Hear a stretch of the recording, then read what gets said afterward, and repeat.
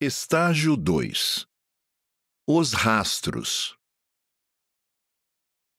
Ao lado do riacho e sob as árvores, ele descobre rastros de touro. Mesmo em meio à fragrância da grama, ele vê sua trilha. Não importa quão distante o touro possa ir, mesmo que nas profundezas dos desfiladeiros entre montanhas remotas, a trilha não pode mais ser escondida, assim como um nariz imenso de quem olha para o céu. Ninguém imagine que as pegadas de nossa animalidade serão encontradas por acaso, sorte ou coincidência. A identificação dos rastros de seu touro exige maturidade, pois o animal deleita-se facilmente com a grama perfumada, prazeres, distrações mundanas. Novamente, evoco a inteligência e o poder de síntese de Xavier Emanuel sob o capítulo intitulado Burilamento. Todos vivem na Terra com lições e problemas. Pelas próprias tendências, saberás por que sofres. No diapasão da prevalência do interior sobre o exterior, segue uma reflexão da linha budista. O budismo é uma filosofia de vida, e os seus seguidores aprendem a valorizar o interior do ser, buscando o autoconhecimento, e a se desprenderem de coisas materiais que são consideradas desnecessárias para encontrar a paz e a felicidade. Sigamos as tendências que nos levaram aos sofrimentos e encontraremos a causa dos nossos problemas. Todavia, mesmo diante de robustas pegadas, tendências de deseducados bois, que mais parecem búfalos selvagens, os narcisistas modernos imaginarão que tais rastros pertencem aos bovinos de alguma coletividade supostamente opressora, ou de alguém da vizinhança. Talvez seja daquele vizinho que comprou um carro novo. Nada disso, autor. Eu não invejo ninguém e não possuo nenhum quadrúpede de estimação. Aliás, alguém perdeu um touro por aí? O fenômeno psicológico exemplificado por nosso ouvinte fictício é conhecido como mecanismo de defesa do ego, cujas espécies mais comuns são a negação da realidade, projeção e racionalização. Tais mecanismos são desvios acovardados e levam-nos para becos sem saída. Muitos jovens julgam-se ativistas em prol da paz ou da salvação mundial, mas são incapazes de arrumar o próprio quarto de dormir. Quando verdadeiras, as boas intenções são interessantes, ainda que ingênuas, mas definitivamente não bastam. Vale lembrar-nos a jocosa provocação do jargão popular de boas intenções o inferno está cheio.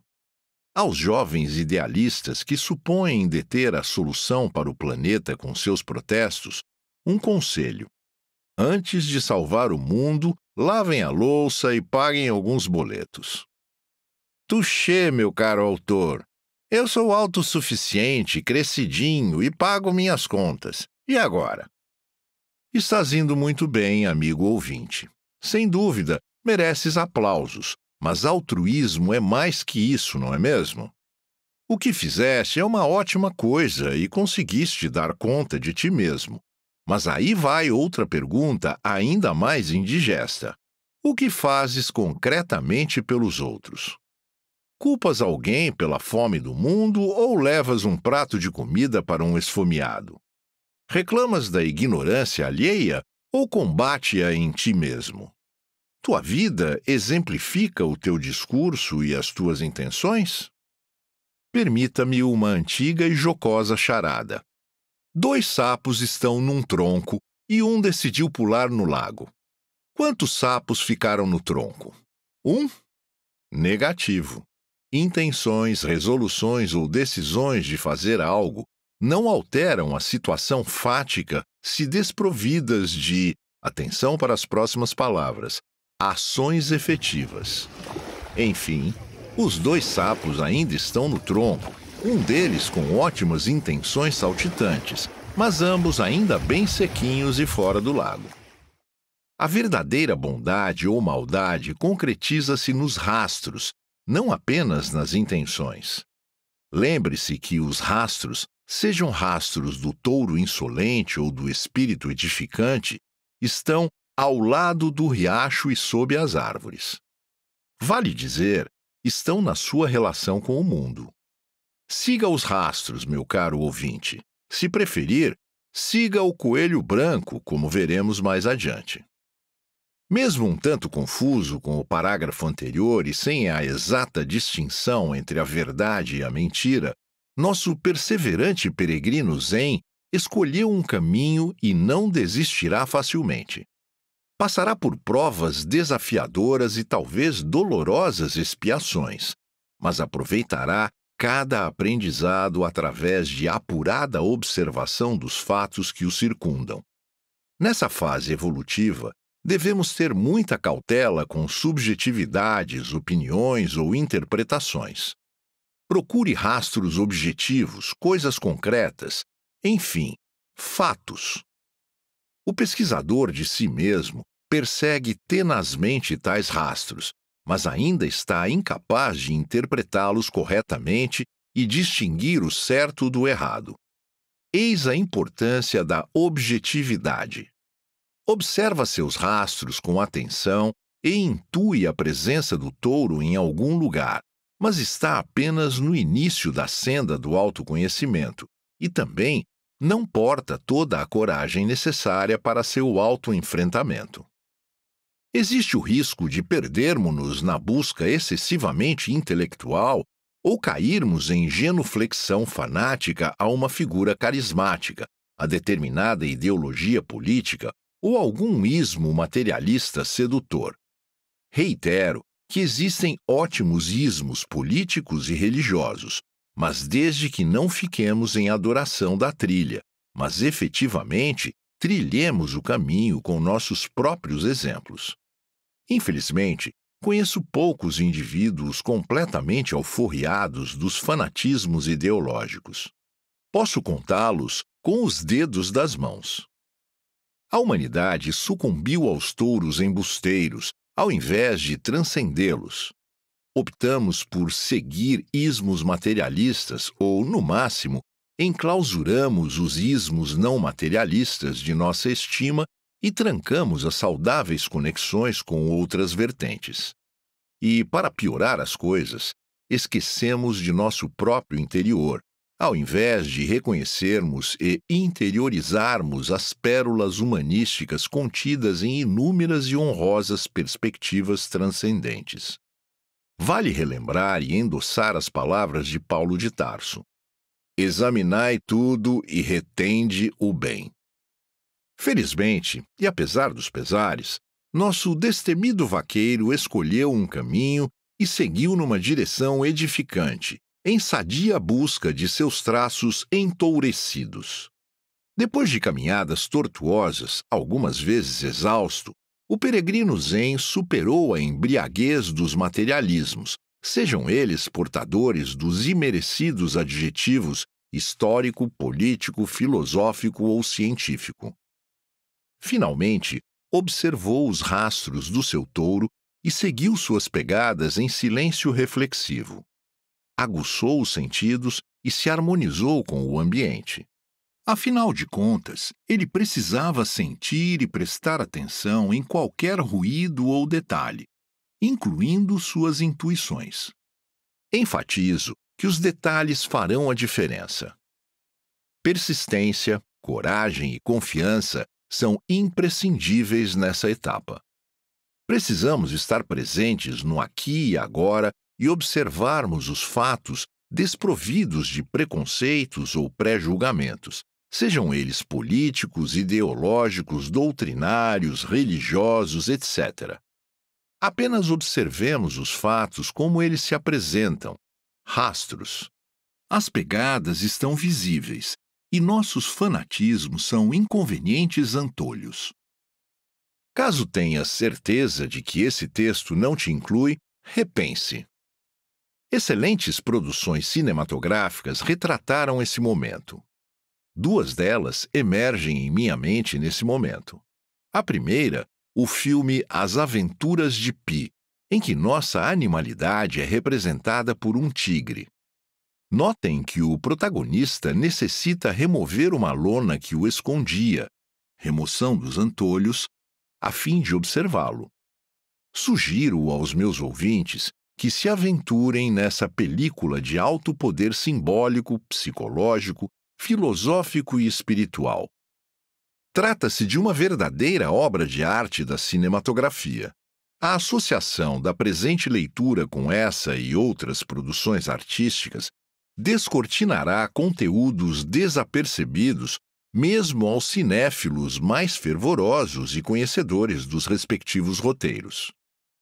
O filme Matrix, famigerada produção ficcional, oferta-nos interessantes reflexões e uma sincrônica passagem em que o personagem Neo, anagrama de One, resolve seguir inúmeras pistas, pegadas, para descobrir a verdade. A mensagem que aparece em seu computador, siga o coelho branco, mostra que a solidão do protagonista era ilusória. Eis que estava sendo acompanhado e ajudado através de mensagens e sinais, intuições e sincronicidades.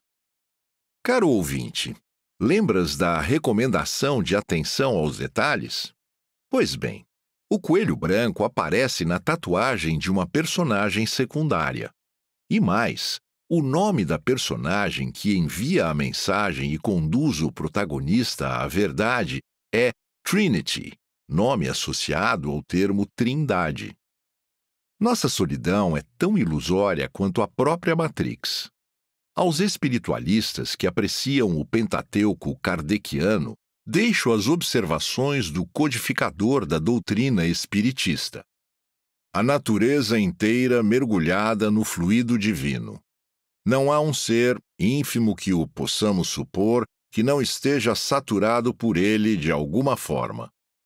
Basta abrirmos nossos canais que nosso Wi-Fi captará as intuições necessárias para que possamos seguir nossos coelhos brancos. Numa síntese e linguagem direta, não estamos sós. Desse movimento pendular entre ficcionais produções cinematográficas e o nosso cotidiano, percebemos que a dor de nossas angústias nos conduz ao autoconhecimento e descobrimento de nosso momento evolutivo, nem sempre afável ao nosso ego. Compreender a origem dessa dor e para onde ela pode levar-nos é o próprio processo de autoconhecimento e abandono das fantasias materialistas, além do saudável distanciamento da imagem romantizada de nós mesmos. Por fim, um último e derradeiro golpe fatal às nossas fantasias pueris. Pelos seus frutos os reconhecereis. Checkmate. Sinto-me obrigado a compartilhar contigo, amigo ouvinte, as insistentes e indigestas perguntas que faço a mim mesmo. Que tipo de pegadas tenho deixado no mundo? Parecem rastros de touro ou de algum anjinho barroco? Permitam-me continuar algumas das próximas indagações em primeira pessoa. Tenho agido conforme meu verbo? Tenho praticado generosidades com minhas próprias mãos e recursos? Quais? Onde? Quando? Talvez tu, caro ouvinte, defendas um regime distributivista, onde agentes exteriores a ti, governos, coletividades, enfim, os outros, deveriam praticar a bondade em teu lugar. Afinal, quem somos nós? Retóricos sofistas ou pensadores socráticos? Preferimos populismo ou exemplarismo? Atuamos como boi ou boiadeiro? O mais importante é agirmos consoante as leis morais, naturais e imutáveis escritas em nossa própria consciência. Escritos em nossa consciência? Que história é essa? Quem as escreveu? Deus? Essa reflexão está precoce para a presente fase, mas esboçarei uma resposta. Segundo a sabedoria profunda conquistada por respeitabilíssimas tradições espiritualistas, poderíamos responder afirmativamente tal indagação filosófica. Destaco a primeira obra da codificação kardeciana, que claramente confirma que as leis de Deus estão escritas na consciência. Outras vertentes apontam para estados alterados e elevados de consciência como possibilidade de acesso a tais princípios transcendentes. Retornemos à questão da solidão. Em qual dimensão existiria solidão diante da palavra onipresença? Seria a solidão uma ilusão dos sentidos? Joseph Campbell, 1904-1987, oferta-nos o mito do herói em aparente solidão. Todavia, nos momentos decisivos em que tudo parece perdido, surge uma saudável e inesperada interferência, descortinando novas possibilidades. No momento em que tomamos a heróica decisão de seguir os valores perenes em sacrifício de eventuais ganhos transitórios ou secundários, uma providencial alternativa emerge em nossa jornada. Parafraseando o personagem Morfeu de Matrix, não vejo coincidência, mas providência. Seja como for, lembremos que pelas pegadas percebe-se o animal, pelos frutos conhece-se a árvore e pelas obras qualifica-se o homem. Portanto, basta de hipóteses teóricas e respondamos de uma vez por todas as questões. Quais as nossas pegadas no mundo? Estamos preparados para vê-las e qualificá-las? Pois muito bem, passei a seguir minhas pegadas, minhas tendências e tudo mais. E depois? Onde isso me levará?